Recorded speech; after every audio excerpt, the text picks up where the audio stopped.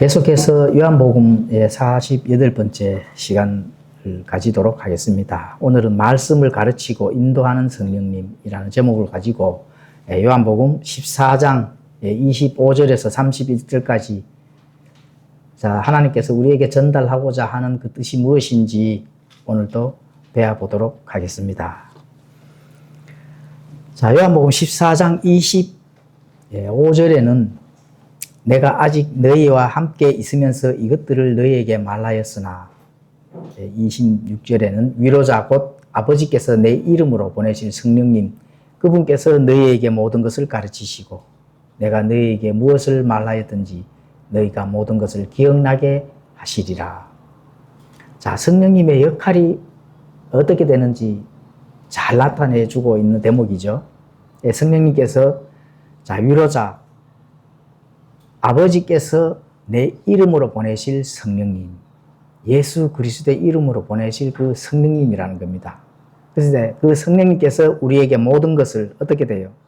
가르치고, 물론 제자들한테도 지금 전달하지만은 현재 이 교리들이 우리에게도 바로 적용될 수 있는 교리가 되겠죠. 왜냐하면 성령님이 우리 안에 내주하시면서 우리가 깨닫고 또 지혜롭게 나아갈 수 있는 것은 바로 성령님이 인도해 주시기 때문에 그런 거거든요.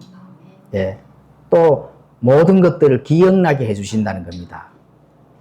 그렇죠. 모든 것들을 기억나게 해 주신다 하는 거는 어떤 걸 기억나게 해 주실까요? 말씀을 기억나게 해 주는 겁니다. 내가 그래서 내 안에 말씀이 얼마만큼 심어져 있는지 그 말씀을 기억나게 했을 때 말씀 위에서 우리가 걸어갈 수 있는 그런 신앙의 여정을 갈 수 있다는 거죠. 예수님의 3년 반 이 공생애 동안 사도들이 수많은 말씀을 들었습니다. 그렇죠. 인간의 한계상 중요한 말씀들 이런 것들을 잊어버리는 것은 당연하겠죠. 우리가 말씀을 듣고 잊어버릴 수 있잖아요. 그 말씀이 분명히 들었는데 또 그 말씀이 어떻게 되는 건지 기억이 안 날 수가 있거든요. 이 예수님을 따라다녔는 제자들도 그런 겁니다. 그래서 바로 그 기억을 하지 못하는 그 제자들에게 성령님은 바로 기억력과 그 기억력을 잘 살려서 그렇죠. 성경도 기록하고 또 성령님의 그 위로를 통해서 이 제자들이 그 발자취를 하나님께서 하셔야 될 그 사역들 그런 것들을 이뤄나가는데 그 모든 기능을 사용했다고 이렇게 볼 수가 있습니다. 그걸 할 수 있도록 해 주시는 분은 바로 성령님이시다. 이렇게 볼 수가 있는 겁니다.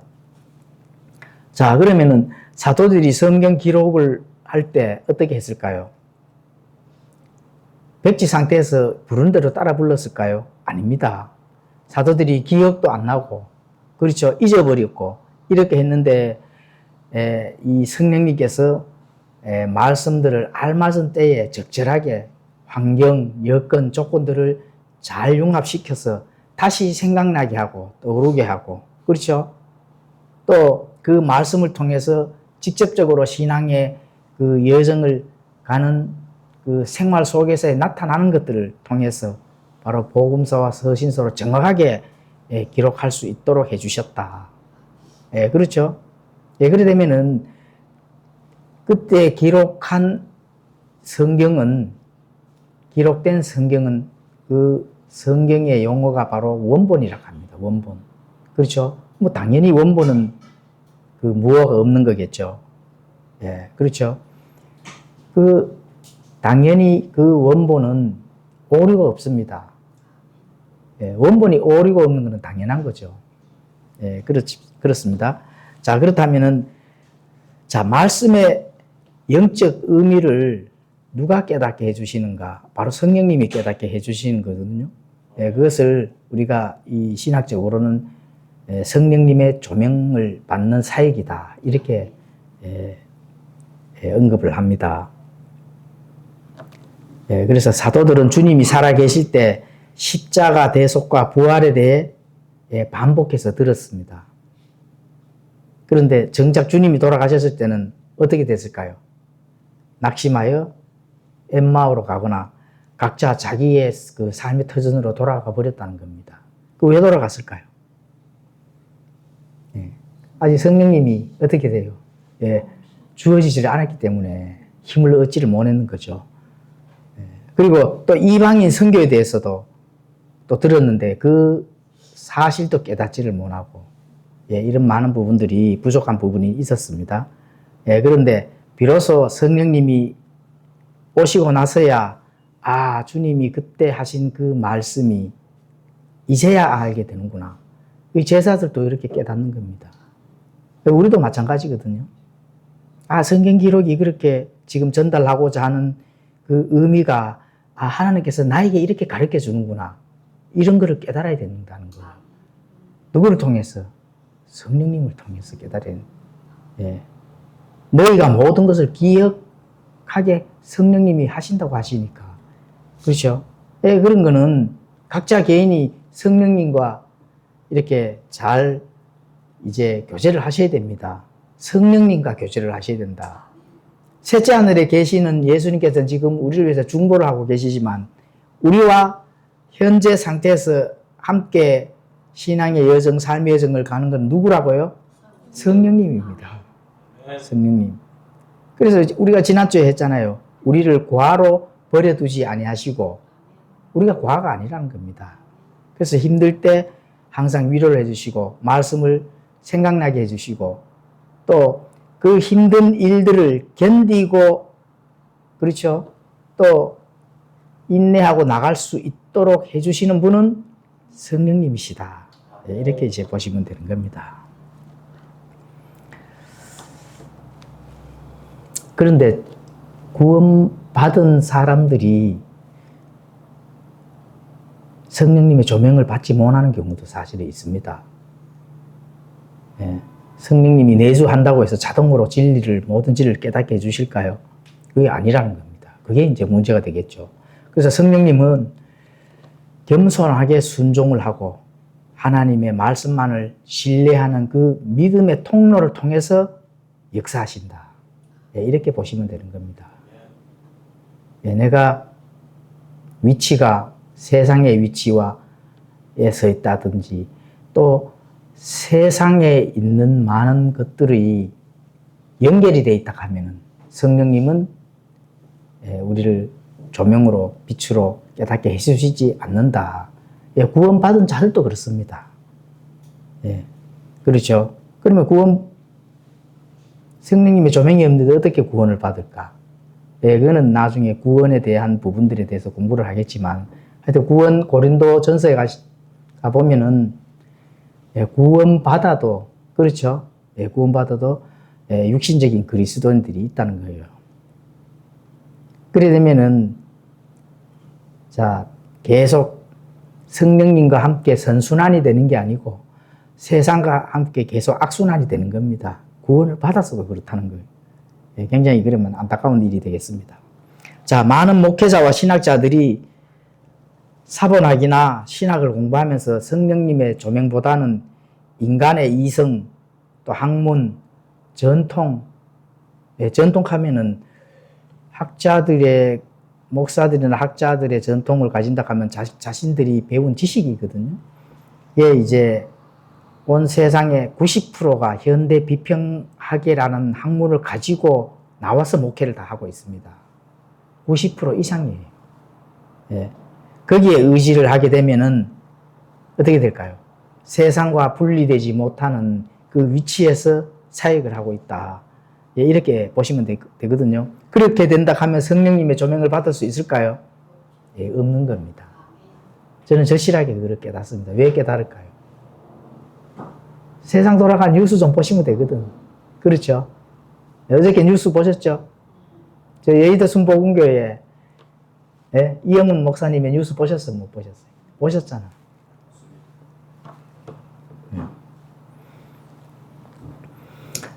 자, 그래서 이런 목사들이나 학자들이 세상의 지식에 대한 그런 부분들에서 본인들은 지식은 전통 이런 거를 가지고 세상의 위치 속에 서 있기 때문에 성령님의 조명은 받지 못한다. 이렇게 지금 제가 전달하고 있는데 이런 부분들은 바로 고린도전서 8장 1절에 가보시면은 지식은 우쭐대게 하며 사랑은 세워준다. 아, 사랑은 부드럽고 달콤하고 좋은 거구나. 뭐 틀린 말은 아닙니다. 그런데 하나님께서 하신 그 사랑은 사람이 못할 정도로 힘드는 거예요. 예. 고린도전서의 그 사랑장에 한번 가보십시오. 그거 할 수 있는 건지. 못하거든요. 예, 그렇게 어렵고 까다로운 게 사랑인데, 사랑을 세워준다 하는 그 까다로움을 본인들 할 수 있을까? 당연히 못하죠.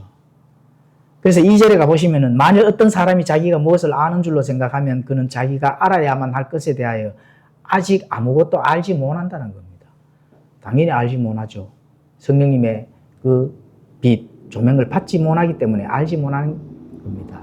내가 어떤 내 양심과 또 내 안에 들어있는 이 지식이 성령님께서 과연 빛으로서 조명을 비춰주셔서 알게 해주시고 기억나게 해주시고 깨닫게 해주시는가가 그게 문제입니다. 그렇다면은 받지를 못한다 하는 거는 문제가 있는 거죠. 자, 그래서 성령님은 자신의 말씀을 지금도 보존하여 우리가 읽을 수 있도록 조명을 해주시는 겁니다. 그래서 보존교회 그만큼 중요한 거거든요. 하나님께서 지금도 우리가 하나님께서 완전하게 보존해 주신 하나님께서 직접 역사하시는 그 성경의 말씀을 내가 읽고 있다 하는 그 믿음을 통해서 성령님께서 그 빛으로 조명을 해주시면은 하나님께서 우리에게 전달하고자 하는 의미를 스스로 깨달을 수가 있다는 겁니다. 그럼요. 깨달을 수가 있는 거죠. 성경이 그렇게 가르치기 때문에 그걸 믿어야 되는 겁니다. 그 못 깨닫는다 하면은 뭔가 그렇죠. 나의 지식이 가로막고 있다 이렇게 이제 보시면 되는 겁니다. 근데 이제 가로막가 있는 것이 바로 세상을 장악하고 있는 학자들이나 목사들이 가지고 있는 그 비평학문 이런 거는 보존된 성경은 없어 이렇게 그런 걸 가르치고 본인도 그렇게 믿고 있거든요. 그럼 보존된 성경이 없다 하면은 이 성경은 그냥 사람이 기록한 그렇죠 오류가 있는 그냥 책이다 이런 믿음으로 성령님께서 과연 그러면 조명을 해주실까?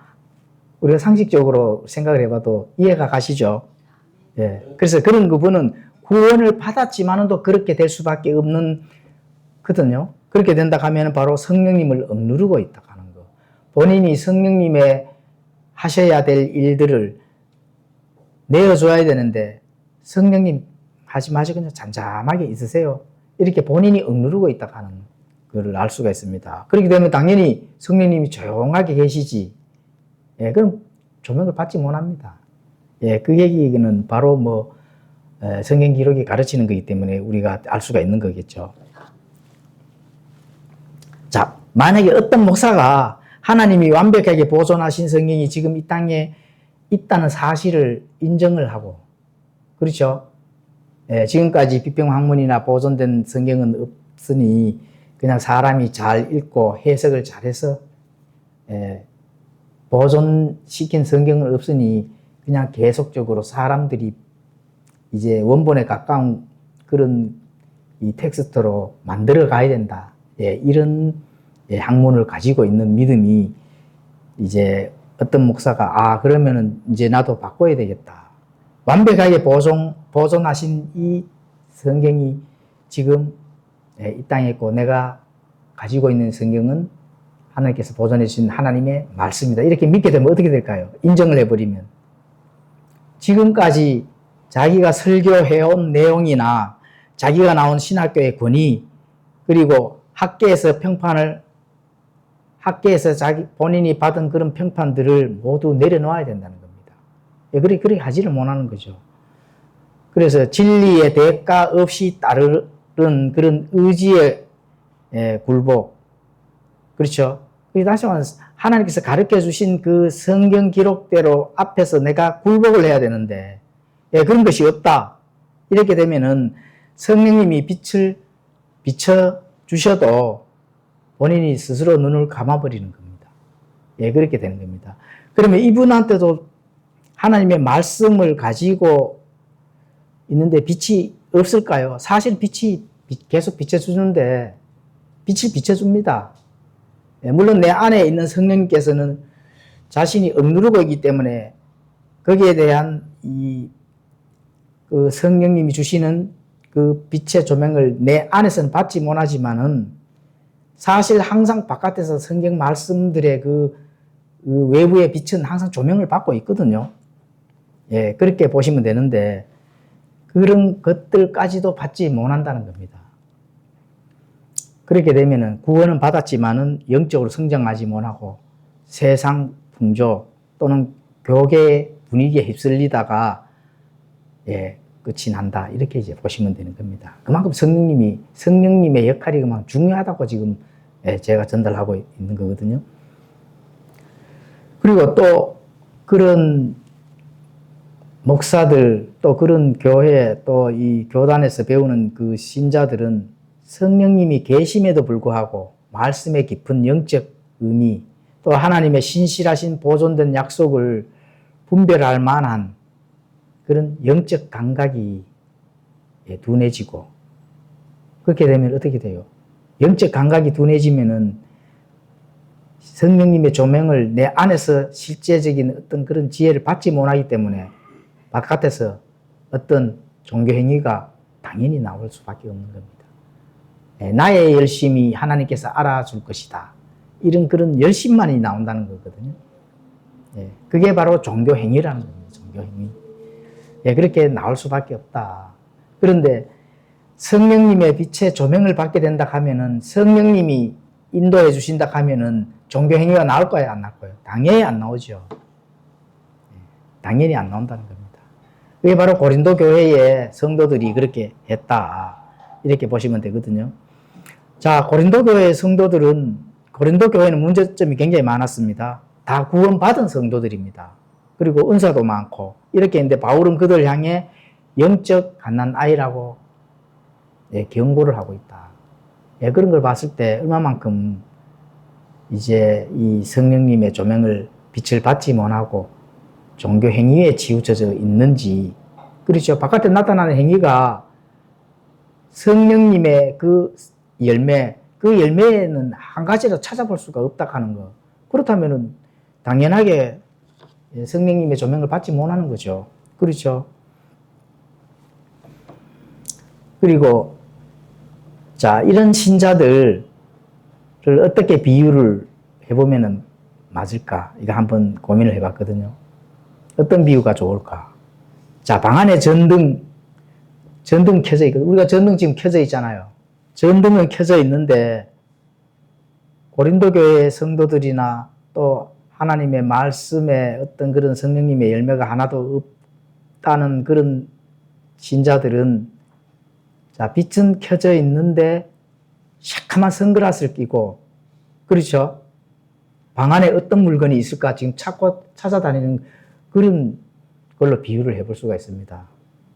그래서 빛이라 하면은 성령님의 그 가르쳐 주시고 인도해 주시는 조명이다 이렇게 보고 또 두꺼운 색안경은 인간의 학문이나 또 자기가 높아지려고 하는 어떤 그런 교만 또 전통 이런 것들을 색안경을 띄고 딱 봤을 때 그렇죠? 교단의 전통 또 자신들이 배운 그 비평 학문의 전통 이런 것들로 색안경으로 비유를 해서 딱 끼면은 물건이 보일까요, 안 보일까요? 당연히 어두워서 안 보이는 거죠. 그렇다면은 하나님의 말씀조차도 찾기가 어렵다. 이렇게 볼 수가 있는 겁니다. 제대로 볼 수 없다는 거죠. 그래서 성령님의 인도해 주시는 그 일들은 굉장히 중요하다. 이렇게 이제 보시면 되는 겁니다. 자, 그럼 지금까지 성령님의 그 인도해 주심 또 성령님께서 가르쳐 주시는 부분들을 제가 설명을 드렸고 자, 27절을 읽도록 하겠습니다. 내가 너희에게 화평을 남기노니 곧 내 화평을 너희에게 주노라. 내가 그것을 너희에게 주는 것은 세상이 주는 방식과 같이 아니하니 너희는 마음에 근심하지 말고 두려워하지도 말라. 자, 예수님께서 화평을 어떻게 될까요? 남긴다 하거든요. 그리고 남기기도 하고 내 화평을 너희에게 주기도 한다. 그렇죠? 지금 화평이 두 개거든요. 자, 우리 킹제임스 흥정의 성경에도 앞 버전에는 평안으로 이렇게 되어 있습니다. 평안도의 좋은 의미입니다. 평안한 거. 그래서 오늘은 지금 요 문맥에서 화평과 평안에 대한 차이점을 설명을 드리니까 이번 참에 화평과 평안에 대해서 완전하게 좀 기억을 해 주시면 좋겠습니다. 자, 이거는 이제 번역의 차이점이 되겠습니다. 화평, 평안. 개혁성경이나 현대역본들은 다 평안으로 되어 있습니다. 그러면 얻은 것이 더 맞을까? 화평도 좋고 평안도 좋은데, 평안도 좋은 그런 의의거든요. 그러면은, 우리 이번 버전에서는 또 개혁성경은 다 평안으로 되어 있고, 우리 흥정의 성경은 왜 화평일까? 이런 부분들을 전달해 드리겠습니다. 자, 화평, 피스. 그러니까 차이점. 이 부분은, 자, 평안은 개인의 내면 상태에 초점을 두는 겁니다. 아, 내가 평안하는구나. 내적 상태에, 거기에 초점을 두는 거고. 자, 풍랑이 일어도 마음속에 두려움이 없고 편안한 상태를 뜻합니다. 좋죠? 자, 그럼 화평은 관계에 초점을 둔다. 예, 관계. 반드시 관계가 있던, 그 상대방이 있는 거예요. 평안은 상대방이 없는 거예요. 네, 그 차이점이 있습니다. 네, 그래서 적대 관계가 끝나고 서로 화목하게 지내는 상태. 그렇죠? 우리가 죄인이잖아요. 죄인이면은 누구와 이 적대 관계를 끝내고 화목하게 지내야 돼요. 하나님과 적대 관계를 끝내고, 죄인은 하나님과의 관계에서 반드시 개선을 해야 하나님을 만날 수 있습니다. 예. 그래서 하나님을 직접 만날 수는 없기 때문에 예수님이 계시는 거예요. 예. 예수님 때문에 우리가 하나님과 화목하게 지낼 수가 있는 거거든요. 그 화자입니다. 그 화자. 그래서 반드시 관계에 초점을 두고 있는 게 바로 화평이다. 자, 로마서 1장에 가보시면은, 그러므로 우리가 믿음으로 의롭다고 인정받아 우리 주 예수 그리스도를 통해 하나님과의 화평을 누리는도다. 자, 빌립보서 4장 7절에 가보시면, 그러면 모든 이해를 뛰어넘는 하나님의 화평이 그리스도 예수님을 통해 너희 마음과 생각을 지키리라. 자, 여기서 두 가지의 종류가 나옵니다. 하나님과의 화평. 그렇죠. Peace with God. 예, 하나님과 함께하는 화평이 되는 거고. 자, 빌립보서 4장 7절에는 The peace of God입니다. 이거는 하나님의 화평입니다. 두 자리 다릅니다. 자, 그러면은 하나님과의 화평은 바로 관계적인 화평이라고 하는 거. 하나님과 이미 화목이 되었기 때문에. 그렇죠. 이거는 신분적인 겁니다. 예, 그래서 단 한 번의 대속으로 완성되는 영원한 안전보장이 된 화평. 이거는 하나님과의 화평이 되겠습니다. 그러면은 하나님의 화평은 뭐가 될까요? 이거는 예수님을 통해 너희 마음과 생각을 항상 지켜주시는 그 하나님의 화평이 우리 안에 들어오는 겁니다. 그렇죠? 예, 그래서 내면의 상태, 환경, 감정에 따라 흔들릴 수도 있고, 예, 성령님이 우리의 외적 감정에 의해서 세상의 위치로 옮기고 우리의 시각이 세상으로 돌아간다 하면은 성령님께서 빛의 조명을 받지만 하고 활동을 안 하신다. 예, 이렇게 보면 되거든요. 예, 그래서 기도와 성령님의 도우심으로 매일 누려야 되는 그 경험적인 영역이다. 이게 하나님의 화평입니다. 하나님과의 화평, 하나님의 화평. 다르죠? 그러면은 신분적인 화평은 하나님과의 화평. 이건 한 번만 일어나는 거예요. 그럼 하나님의 화평은 매번 어떻게 우리가 이 땅에서 하늘의 신분 다음으로 살아가는 것입니다. 예, 그 화평. 평안은 그럼 뭘까요? 예, 평안은 또 살펴보도록 하겠습니다. 자, 요한복음 14장 27절 안에는 두 가지 피스가 나옵니다. 화평이 나오는데, 자, 여기서 자, peace I have with you. 예, 내가 너에게 화평을 남긴다 했거든요. 예, 주님이 십자가로 성취하셔서 성도들에게 영원한 유산으로 주시는 하나님과의 화평이다. 이거는 사탄이 결코 빼앗아갈 수 없는 그런 법적인 화해입니다. 법으로 딱 끝을 내놨기 때문에 누가 끝을 내놨을까요? 예수님께서. 그렇죠? 자, 여기서 또 그 다음 문맥에 가보시면은 My peace I give unto you로 이렇게 나오거든요. 이거는 곧 나의 화평을 너희에게 준다는 겁니다. 예수님께서 예수님의 화평을 우리에게 주시는 거예요. 그래서 주님이 이 땅에서 겪으신 고난 또 고통 속에서도 하나님의 화평을 성령님을 통해 직접 우리 마음에 부어주시겠다는 약속이다. 이렇게 이해 가시죠? 그러면은 이제 요한복음 14장 27절에 내가 너에게 화평을 남기려니 곧 내 화평을 너에게 주노라. 이 두 가지 화평 이제 이해 가시죠? 자, 그러면 평안에 대해서 잠깐 설명을 드리겠습니다. 자, 이 평안은 세상에서 주는 평안도 될 수가 있습니다. 이거는 주체가 없어요. 그렇게 상대가 없다는 거예요. 그렇죠. 그래서 스스로 마음을 다스리거나 이래 됐을 경우에 뭐가 드러나면은 마인드 컨트롤. 그렇죠. 환경이 안정적이고 또 스스로 만들어낼 수 있는 상태도 될 수 있고. 자, 이게 뭐가 있을까요? 그래서 다른 이방 종교, 이교도들, 불교, 해탈, 또 세상의 명상이 추구하는 고요함, 이런 게 연결돼서 평안으로 갈 수도 있습니다. 그렇죠? 그래서 평안은 평안과 화평, 좋은 의인데도 불구하고 성경적으로에는 번역이 차이가 난다. 이렇게 이제 보시면 되는 겁니다.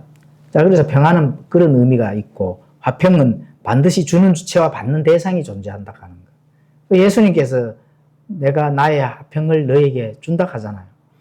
그렇죠. 그게 바로 거기서 나오는 거거든요. 자, 그래서 성경의 화평은 인간이 스스로 도를 닦고 평안한 상태가 되는 게 아닙니다. 하나님께서 그리스도의 십자가를 통해서 또 우리에게 일방적으로 부어주시는 관계적 선물이다. 그래서 관계에 초점을 두는 겁니다. 하나님과의 관계가 화목하게 되면은 하나님께서 우리에게 모든 상속 보상의 약속까지도 주시는 것은 화목이 되고 화평이 되기 때문에 주시는 거라는 거. 이걸 꼭 기억해 주시면 좋겠습니다. 그래서 주님이 내게 너에게 준다고 하셨으니 그 주는 주체가 정확하고 확실하고 객관적이고 법적인 사실이다. 이걸 믿으면 평안이 중요한 게 아닙니다. 하나님과의 화평이 되어가 있다 하면은 그렇죠. 그보다도 더 든든한 그 믿음의 터가 어디 있을까요? 세상에 한번 찾아서 가지고 와보세요. 그보다 더 좋은 게 있다 하면은 없다는 겁니다. 자, 28절 또 읽도록 하겠습니다. 내가 너에게 말한 것 즉 내가 갔다가 너희에게 다시 오리라 한 것을 너희가 들었나니 너희가 나를 사랑하였다면 내가 아버지께로 가노라 하고 말하였으므로 기뻐하였으리라. 이는 내 아버지께서 나보다 크시기 때문이라. 제자들에게 예수님께서 지금 전달하고 있죠. 너희가 나를 사랑하였다면 내가 아버지께로 가노라 하고 말하였으므로 기뻐하였으리라. 자, 제자들은 항상 근심 걱정에 쌓였습니다. 왜냐하면 예수님이 떠나간다고 하였으니까 늘 근심이 되었죠. 그런데 왜 제자들이 근심했을까? 예수님을 사랑하지 않았다 하는 그가 근심에서 나타나는 겁니다. 그래서 너희들은 기뻐해야 된다. 왜 기뻐해야 되는가? 땅에서 온갖 멸시와 고난을 받으신 주님 마침내 원래의 영광스러운 왕자로 복귀를 한다 하는 그 사실까지 알아야 된다는 거죠. 그럼 그 사실을 제자들이 알았을까 몰랐을까요? 당연히 몰랐죠. 왜 몰랐을까요? 성령님이 아직 오셔서 너희를 말씀으로 기억해주고 깨닫게 못 해줬기 때문에 그렇습니다. 늘 근심 걱정하는 거거든요. 함께 동거동락하고 기적도 일으키시고 죽은 지 나흘이나 되는 나사로를 말씀 한마디에 살려내시고 그렇죠? 36년이나 그렇게 이렇게 이 병자를 말씀 한마디에 단번에 그 병을 고쳐주시는 그렇게 함께 있다가 예수님이 떠나간다고 하니까 걱정이 되는 거죠, 당연히. 그렇죠? 예, 그렇게 제자들이 걱정을 하면은 안 된다. 기뻐해야 된다. 어떻게, 왜 기뻐해야 될까? 내가 모든 일을 마치고 하늘의 우편에 왕자까지 가는 것을 너희가 안다면은 기뻐했다 하는 거겠죠. 그리고 그분의 영광된 모습을 보게 된다 하면은 기뻐해야 되지. 걱정, 근심해야 될 일이 아니다. 지금 이 말씀을 하고 있는 겁니다. 그래서 이는 내 아버지께서 나보다 크시기 때문이라. 성령님을 보내주시고 내가 아버지 우편에 그 영광스러운 그 자리에 가는 거는 내 아버지께서 나보다 크시기 때문에. 그렇죠? 그래서 그렇게 말씀하시고, 자, 아버지께서 말씀하시기를 예수님이 이렇게 이제 가셔야 위로자 성령님이 온다는 걸 지금 말씀하시는 거거든요. 그래서 성령님이 우리 안에 찾아오시면 영원히 우리를 떠나지 않고 화평의 실행자께서 그때부터 이 일을 시작할 수 있도록 아버지께서 허락해 주신다는 겁니다. 그렇죠? 그런데 이제 제자들은 인간적인 슬픔에 갇히고 주님의 떠나심이 슬픔이 아니라 위대한 기쁨의 시작이라 하는 거. 이걸 지금 예수님께서 제자들에게 전달해 주시는 거거든요. 자, 우리가 구원을 받았다 하면은 성령님이 우리 안에서 계신다 하는 것을 성경적 교리로 안다면은 부지런히 그 기쁨을 찾고 성령님이 정말 내 안에서 일을 할 수 있도록 우리가 내어줘야 된다 하는 그런 것까지 안다면은 이 세상에서의 그 일들이 바로 모든 일들을 성취해 나가는 것은 성령님이 하신다. 여기서 기쁨을 찾아야 되는 거거든요. 그 기쁨의 양이 클수록 이 다음에 예수님을 만나고 또 하나님 아버지를 만났을 때 어떻게 돼요? 계산이 크다 하는 거고, 그 기쁨이 커야 된다 하는 거거든요. 그 기쁨의 참맛을 아는 성도라면은 위치가 세상으로 돌아갈 수 있을까요? 없습니다. 거기까지 나가줘야 되거든요.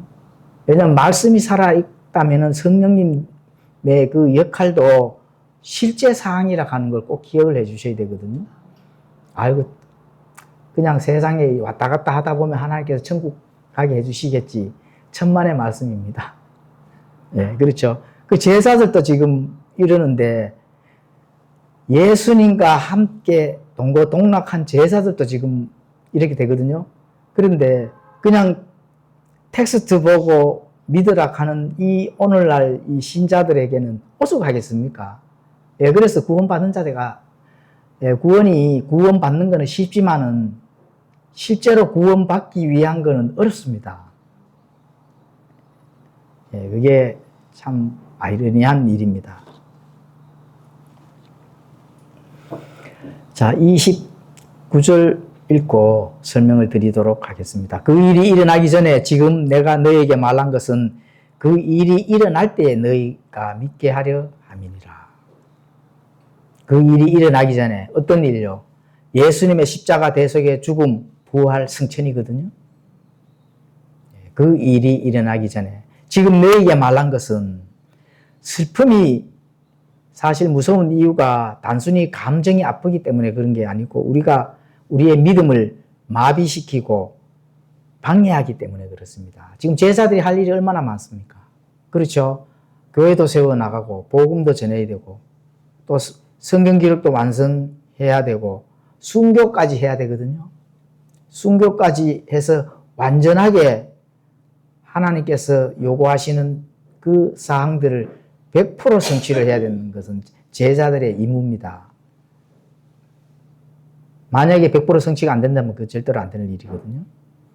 그래서 그렇게 해야 될 일은 누가 하느냐? 성령님이 하시는데 그 성령님이 하시는 그 일, 그 이후에 그 영광된 모습, 그 기쁨을 보고 성령님에게 내어줘야 된다는 이런 사실이 있어야 되는데 만약에 계속 슬픔을 가지고 있다 하면은 성령님이 할 수 있는 일이 안 될 수도 있기 때문에 큰일 날 일입니다. 지금 그 말씀을 하시는 거거든요.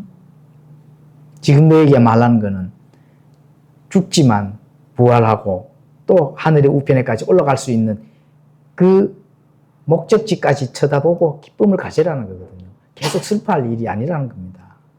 만약에 슬퍼한다 하면 믿음을 마비시키고 해야 할 일을 못 하게 되는 거거든요. 오늘날도 적용이 되겠죠. 걱정, 근심, 슬픔, 새 속에 그냥 막 찌들어서 할 일을 못 하게 되는 겁니다. 이게 안 돼요. 그렇게 되면. 기쁨 속에서 새 속의 일들은 자동적으로 해결이 될 수 있도록. 새 속의 일들은 그거는 물리적인 공간 안에서 일들은 영적인 일들이 해결이 되면은 그런 거는 그냥 자동적으로 녹아져 버립니다. 그렇게 순서가 그렇게 돌아가줘야 되거든요. 영적인 일, 하나님의 일, 성령님의 일은 살짝이 물려놓고 새 속의 일에 대해서 걱정, 근심하다 보면은 그냥 거기서 끝나는 겁니다. 그럼 성령님이 할 역할이 뭐예요? 할 일이 하나도 없잖아. 그렇죠? 세월만 가다가 이제 끝나는 거죠. 그렇게 하면은 안 되는 게 슬픔이 거기에 이제 속하는 거거든요. 예수님 믿는 거는 다 가난하고 부족한 사람들이 믿습니다. 부자고 잘 나가는 사람들 예수 안 믿잖아요. 성경에도 기록이 되어 있잖아요. 부자가 하나님 왕국에 가는 거는 낙타가 바늘귀에 들어간 것보다 어렵다 하잖아요. 가난하고 부족하고 내가 죄인이라 하는 것을 깨닫는 사람이 예수님을 믿는 거거든요. 그러면은 정말로 예수님을 믿어서 성령님한테 내가 맡긴다 하면은 세상 속에서 새 속에서 있는 일들은 아무것도 아니에요. 영적인 일이 해결되면 이거는 그냥 다 녹아져 다 해결이 된다 하는 거. 해결이 안 돼도 우리가 붙잡고 있는 건 뭐가 있어요? 하나님의 왕국을 붙잡고 있잖아요. 뭐 이 세상이 영원한 것 같아요. 그런데 하나님이 하셔야 될 일에 새 속이 딱 걸림돌이 있으면은 어차피 해결 안 해주시면 안 돼. 거기까지 기쁨을 가지셔야 된다. 그래서 본질은 기쁨을 가지셔야 새 속의 일은 그냥 아무것도 안 된다 하는. 자, 이 넓은 우주 안에 지구, 이 넓은 우주 안에서, 그죠? 이 지구는 진짜 콩알만한 것밖에 안 되거든요. 콩알만한 그 안에 또 70억이라는 사람이 살고 있잖아요. 그럼 이 넓은 우주 하나님 창조하신 그 무에서 유를 창조하신 하나님의 그 능력은 어디로 가고? 그 하나님이 어떻게 된다고요? 우리 안에 계신다 하는 건 어디로 가고? 세속에 찌들어가지고 맨날 슬픔 속에서만 잠겨가 살까? 그렇게 하면 안 되고 정말 성령님이 주시는 가르치시고 기억나게 하시고 인도해 주시는 것을 좀 믿으시면 좋겠습니다. 자, 30절 읽고 설명드리겠습니다. 이제부터 내가 너희와 많이 말하지 아니하리니 이는 이 세상의 통치자가 오기 때문이라.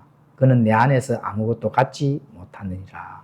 자, 이제부터는 내가 너희와 많이 말하지 아니하리니 이 세상의 통치자가 온다는 거예요. 제자들이 지금 그렇게 전달하죠. 자, 예수님의 십자가 죽음이 지금 이제 절체절명 코앞에 지금 와 있는 겁니다. 그래서 임박해짐을 지금 말씀하시는 거거든요. 자, 그래서 구속 사역을 몸소 치르셔야 될 엄숙한 그 순간이 다가왔음을 지금 예수님께서 제자들에게 전달합니다. 그는 내 안에 아무것도 갖지 못하느니라. 사단이 예수님을 붙잡고 자, 십자가에서 죽이기 위해서 온다 하더라도 예수님을 유혹할 수가 없다. 사단이 온다 하더라도 유혹할 수가 없다는 거거든요. 사단이 발붙일 틈이 없습니다. 자, 예수님께서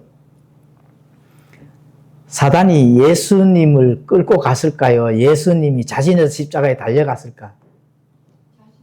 자신에서 간 겁니다. 사단이 무슨 권능이 있어가 예수님을 끌고 가요? 예, 그 천만의 말씀입니다. 예수님은 자신에서 간 겁니다. 예. 그래서 내 안에서 아무것도 갖지 못해. 사단이 나를 잡으러 온 것이 아니라 내가 그냥 간다는 거예요. 그렇지만 실제 죄인인 인간 안에서는 죄성과 또 정욕이 남아있기 때문에 사단은 미끼를 던지면 인간은 덥석 물게 되어 있습니다. 그런데 예수님 안에는 아무것도 없거든요. 죄가 없거든요. 미끼를 던져도 미끼가 그 역할을 할 수가 없는 것이 바로 예수님이다. 예수님의 성품이다. 그래서 예수님께서는 우리와 똑같은 인간의 필요, 또 배고픔, 피로, 감정 이런 거를 가졌어요. 가졌지만은 그분 안에 사탄의 죄악된 속성이 있을까요? 없을까요? 없죠. 당연히. 그래서 거기에 호응해서 부패한 성품이 있어서 사단의 미혹이 넘어갈 일이 단 0.001%도 없다. 그래서 사단이 미혹의 불화살을 던져도 그 불에 땔감이 탈까요? 안 탈까요? 전혀 탈 일이 없습니다. 예수님은 완전히 무죄 성품이며 거룩한, 그렇게 예수님은 죄가 없습니다. 우리와 똑같은 인간이지만 죄가 없기 때문에 사단이 유혹할 수가 없습니다, 사실. 그래서 유혹할 수도 없고 유혹이 되지도 않았지만은 그래서 예수님이 자진해서 십자가로 가는 거예요. 죄가 있다면 사단이 당장 잡아가죠, 당연히. 우리는 사단이 당장 잡아갑니다. 왜냐하면 죄가 있는 거거든. 죄 없는 자 한번 나와보라 해봐요. 예. 죄가 있다 하면은 바로 사단의 밥이 되는 겁니다. 사망과 연결이 돼 있어요, 사망과. 그래서 죽음으로 연결되는 거죠. 우리가 죄가 사람이 왜 죽어요? 죄가 있기 때문에 죽습니다. 육체가 왜 죽을까요? 80, 90 되면 왜 죽어요? 죄가 있기 때문에 죽는 겁니다. 그러면은 죄가 있기 때문에 육체가 죽는데 지옥은 왜 갈까? 자신이 죄를 짓기 때문에 가는 겁니다. 그러면 어린아이는 왜 죽을까? 어머니 태에서부터 죄가 있기 때문에 죽는 겁니다, 어린아이도. 그럼 어린아이는 왜 천국 갈까? 신앙 고백 없어도. 예? 본인이 나와서 죄 지은 적이 없거든. 예. 그래서 어린아이는 천국 갑니다. 갓난 애기들. 어떤 목사는 어린아이도 뭐 그냥 본성에 죄가 있어 지옥 간다 이칸데 웃기는 얘기죠. 예. 그래서 우리가 지옥 가면서 영원한 불호수에 던져질 수밖에 없는 것은 누구 죄 때문에? 진짜 나의 죄 때문에. 예. 그렇죠? 그럼 우리가 육체가 죽는 것은 누구 죄 때문에? 아담 죄 때문에 죽습니다. 아담의 피를 물려받았거든. 이해 가시죠? 자, 그래서 이제 31절도 읽도록 하겠습니다. 31절. 그러나 이것은 내가 아버지를 사랑하는 것과 아버지께서 내게 명령을 주신 대로 그렇게 나도 행하는 것을 세상이 알게 하려 함이니라. 일어나라, 우리가 여기를 떠나자 하시니라. 일어나라, 떠나자. 어디로요? 어디로 떠나자? 예. 할 일을 하러 가자는 거거든요. 예수님 십자가에 달리고 너희들은 그 모든 것들을 보고 이제 다짐하고 해야 할 일 준비를 하라는 거거든요. 그렇죠? 이제 주님은 다락방의 상을 물리시고 제자들을 향해 이제 말씀합니다. 일어나라. 우리가 여기를 떠나자. 성도 여러분, 우리가 이 땅에서 있는 걸 떠나고 하늘로 갑시다. 이래 되면은 우리가 그냥 올라갈 수 있으면 좋겠죠. 예수님께서 나팔을 불러야 우리가 공중으로 올라갈 수 있는 겁니다. 우리 스스로 갈 수 없겠죠. 떠나자.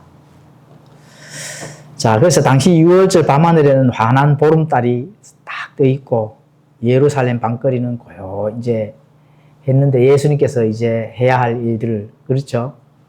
죽음, 부활, 승천, 이렇게 해야 될 일. 그게 기독교의 핵심 교리입니다. 기독교의 핵심 교리.